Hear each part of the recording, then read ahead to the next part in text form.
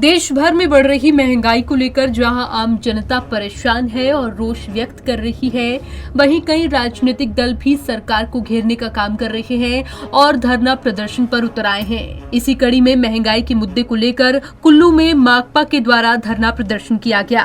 धरने को संबोधित करते हुए सीटू के राज्य सचिवालय सदस्य होतम सोंखला ने कहा कि देश में महंगाई आसमान छू रही है। मोदी सरकार ने महंगाई बढ़ाकर आम जनता की 2 वक्त की रोटी की चिंता को बढ़ा दिया है। कोरोना काल में सरकार को हर वर्ग को 10 किलो मुफ्त राशन प्रति महीने देना चाहिए था। डिपुओं में सस्ते राशन की सुविधा मिलनी चाहिए थी, लेकिन सरकार ने कोरोना काल में उपजी बेरोजगारी और गरीबी में जनता पर भारी महंगाई थोप दी है।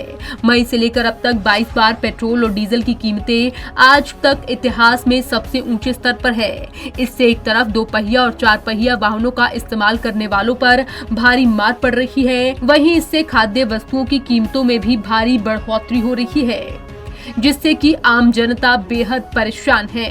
आज पूरे प्रदेश में और देश में वामपंथी पार्टियां इकट्ठे होकर महंगाई के विरोध में प्रदर्शन कर रही हैं। आप जानते हैं ये कोरोना काल में हमारी मांग थी, जिस तरह से ऑक्सफैम संस्था की एक रिपोर्ट आई है, इस कोरोना काल में 97% लोगों के जो है इनकम के साधन जो है कम हुआ और समाप्त हुआ है। हमने कहा था कि प्रति व्यक्ति 10 किलो राशन दिया जाए और प्रति परिवार 7500 रुपया जो है लोगों को दिया जाए, ताकि इस कोरोना काल में उनको कुछ राहत हो। लेकिन यहाँ उल्टा हुआ। पिछले कोरोना काल में भी आप देखते हैं कि डिपुओं का राशन के रेट बढ़े थे, और इसमें भी डिपुओं के राशन के रेट, आज आप डिपो के तेल के दाम देखेंगे 160 रुपए प्रति लीटर है। और जो महंगाई है पेट्रोल डीजल की, अभी 3 दिन पहले पेट्रोलियम मंत्री का बयान आया है कि इसलिए हमें पेट्रोल डीजल पे ज़्यादा टैक्स लगाना पड़ रहा है, क्योंकि हमें पैसा इकट्ठा करके लोगों का ये जो कोविड से जो है इलाज करना है। बिल्कुल निंदनीय बयान है कि 1 लीटर पे देश की जनता पेट्रोल पर कम से कम 46 रुपया जो है टैक्स देती है।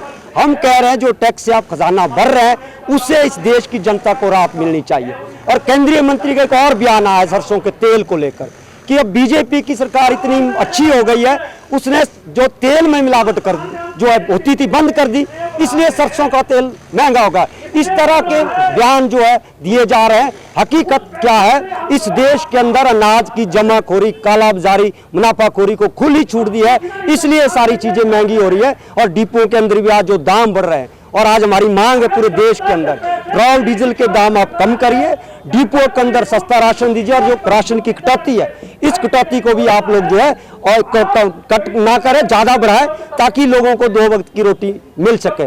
और यही मांग पूरे देश के अंदर आज हो रही है। अगर सरकार नहीं मानती, आप जानते हैं कि पिछले लॉकडाउन में हमारे देश का सबसे बड़ा अमीर मुकेश अंबानी एशिया का नंबर 1 अमीर बना था, जबकि पूरा देश बंद था, क्योंकि जो 20 लाख करोड़ पैकेज की बात पिछली बारी की थी, इस बारी भी 6 लाख से ज्यादा करोड़ की बात अभी हुई है कुछ दिन पहले। ये सारा का सारा चंद पूंजीपतियों को दिया जा रहा है, इसलिए उनके मुनाफे बढ़ रहे हैं। और देश की जनता आप देखते हैं, कोविड से पहली बार हुआ है, लाशें जो है जलाई नहीं गई, दरिया में फेंकनी पड़ी, दबाई गई। कौन थे वो लोग? गरीब थे, मजदूर थे, जो बिना ऑक्सीजन के मरे। ऊपर से महंगाई की मार। और मोदी जी बोलते हैं सबका साथ सबका विकास। बिल्कुल हम मानते हैं सबका साथ लिया जा रहा है टैक्स के रूप में, लेकिन विकास इस देश के चंद लोगों को हो रहा है, जो बिल्कुल गलत है। आम लोग जो 2 वक्त की रोटी के लिए तरस रहे हैं। होतम सोंखला ने कहा कि पार्टी मांग करती है कि पेट्रोल, डीजल और खाद्य वस्तुओं की कीमतों को नियंत्रित किया जाए और रसोई गैस पर सब्सिडी को बढ़ाया जाए, और कालाबाजारी, जमाखोरी और मुनाफाखोरी रोकने के लिए आवश्यक वस्तु अधिनियम को बहाल किया जाए।